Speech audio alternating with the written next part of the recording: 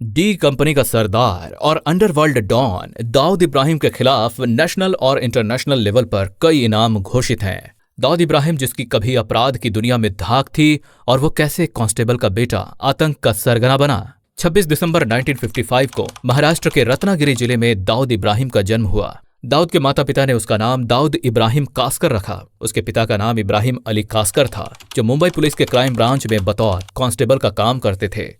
वो अपने बच्चों के प्रति काफी स्ट्रिक्ट नेचर के थे। अपने फर्ज को लेकर एकदम कट्टर ईमानदार, कोई भी गलती हुई तो पिटाई करने से बाज नहीं आते थे। मगर इसके बावजूद वो अपने सभी बच्चों पर कंट्रोल नहीं कर पाए। आगे चलकर ये लोग मुंबई के डोंगरी इलाके में रहने लगे। दाऊद के पिता अपने बच्चों का लालन पालन भी वहीं करने लगे। उस समय मुंबई में पठान गैंग सक्रिय हुआ करती थी। दाऊद जैसे जैसे बड़ा होता गया, उसमें लग्जरी लाइफ जीने की चाहत बढ़ने लगी। वो मोहल्ले के आवारा लड़कों के साथ घूमने लगा। पिता ने बहुत समझाने की कोशिश की, लेकिन नहीं माना। धीरे धीरे वो चोरी, डकैती और तस्करी करने लगा। जब पिता तक ये बात पहुंची तो उन्होंने दाऊद को घर से निकाल दिया। अब दाऊद बंबई के कुख्यात गैंगस्टर करीम लाला के गैंग में शामिल हो गया। यहां से वो हाजी मस्तान की गैंग में गया। फिर दाऊद और हाजी मस्तान का विवाद हो गया। दाऊद ने हाजी को टक्कर देने की सोची और अपनी नई गैंग खड़ी कर ली। 1980 के दशक में मुंबई में करीम लाला और हाजी मस्तान के गैंग की तूती बोला करती थी, लेकिन दाऊद इनसे भी 4 कदम आगे निकला। काफी कम समय में दाऊद ने इन दोनों को पीछे छोड़ दिया और बंबई का सबसे बड़ा डॉन बन गया। आगे चलकर दाऊद इब्राहिम और पठान गैंग के बीच भी वॉर होने लगी। एक बार ऐसे ही गैंग वॉर के दौरान दाऊद इब्राहिम के पिता पुलिस टीम के साथ रेड मारने के लिए गए। वहां जाकर उन्हें पता लगा कि उनका बेटा ही इस गैंग वॉर का जिम्मेदार है। इस बात का उन्हें काफी गुस्सा आया और उन्होंने दाऊद को पकड़ा और अपने बेल्ट से ही उनकी पिटाई करते हुए उसे थाने लेकर गए। लेकिन इस मामले में फाइनली पुलिस ने केस दर्ज नहीं किया और दाऊद को समझा बुझाकर छोड़ दिया।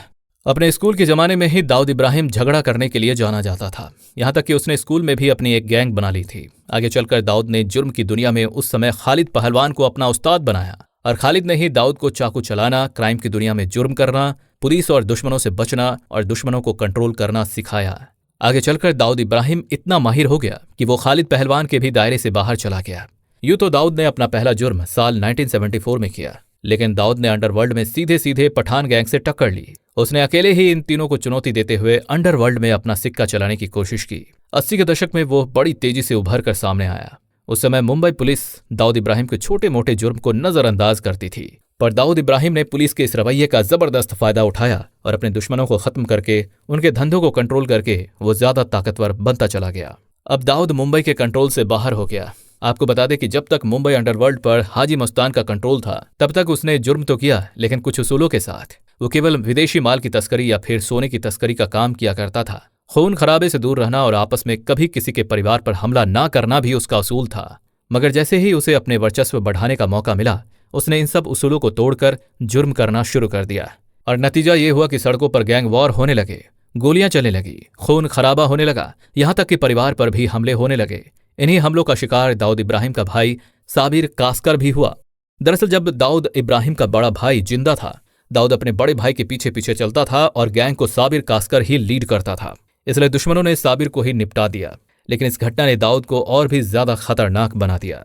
साल 1986 के आते आते वर्धा राजन वापस साउथ इंडिया चला गया। हाजी मस्तान पॉलिटिक्स में चला गया और पठान गैंग को दाऊद इब्राहिम ने लगभग खत्म ही कर दिया था। हालांकि इसी बीच पुलिस ने इसे कई बार अरेस्ट भी किया, मुकदमे भी चले, पर इसके खिलाफ कोई गवाही नहीं मिली।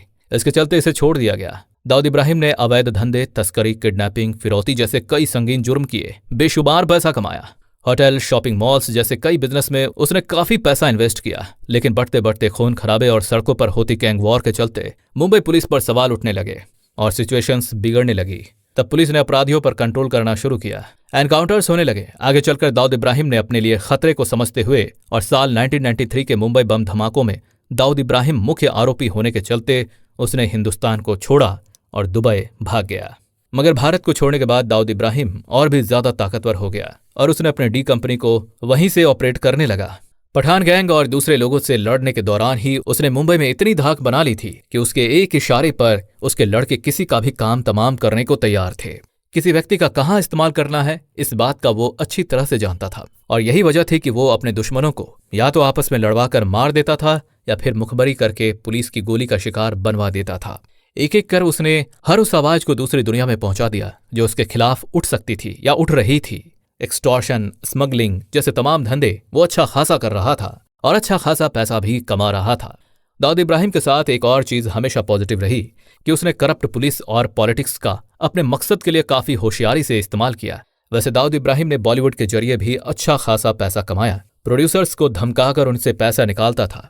बॉलीवुड हीरोइन को अपने एक कॉल पर बुला लेता था। एक समय था जब दाऊद इब्राहिम फिल्मों में अपना पैसा भी लगाता था और अपने घर पर पार्टीज भी देता था। ये सेलिब्रिटी दाऊद इब्राहिम के घर पर जाकर पार्टियां अटेंड करके लौटती थीं। लेकिन फिर भी पुलिस दाऊद इब्राहिम को गिरफ्तार नहीं कर पाती थी। दाऊद इब्राहिम का डर ऐसा था कि उसके बुलावे को कोई भी मना नहीं कर सकता था, क्योंकि जिसने दाऊद इब्राहिम की बात नहीं मानी उसने उसे मौत के घाट उतार दिया। फिल्म प्रोड्यूसर जावेद सिद्दीकी और टी सीरीज कंपनी के मालिक गुलशन कुमार का अंजाम देखकर बॉलीवुड के लोग भी सहम गए थे। दाऊद इब्राहिम के संबंध बड़े बड़े व्यापारियों और राजनेताओं से भी रहे हैं और इसी के चलते वो आज भी दाऊद इब्राहिम को पकड़ नहीं पाए हैं, या यूं कहें कि हमारी जांच एजेंसियां भी दाऊद इब्राहिम को पकड़कर हिंदुस्तान नहीं लेकर आ पाई हैं। दाऊद इब्राहिम के अपराध जगत में इतने समय तक सर्वाइव करना और भारतीय एजेंसियों से आंख मिचौली खेलने के पीछे पाकिस्तान का भी पूरा सपोर्ट रहा है।